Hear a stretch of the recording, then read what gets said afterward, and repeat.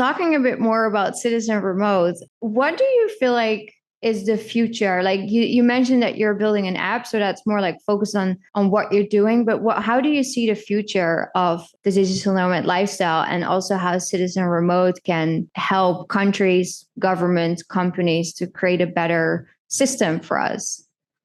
Yeah, so it's kind of two-tiered. So one thing that we're working on is essentially what you just touched on right before this was, traveling from place to place is a long setup. There's a lot of planning. So we want to be able to kind of alleviate the planning Mhm. from that, like with async technology. And then that kind of comes into the second tier, which is working with governments to build out not only competitive digital nomad visas, but intelligent digital nomad visas that aren't set up backwards and confusing and unnecessary complexities.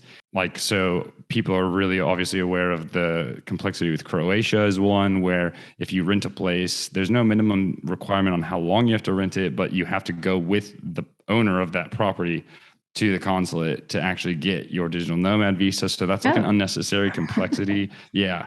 And then Portugal, while their D7 visa is amazing, it's very backwards and involved on how to get set up, which makes sense to an extent because they allow such a long stay and a path to residency. But, there are ways to approach that make more sense from an end Mhm. user perspective that also don't take away from, the government's, efficiency. So those are things that we're working on at Citizen Remote and we're excited about, and things that we see moving forward will be the most benefit to everyone involved in the process.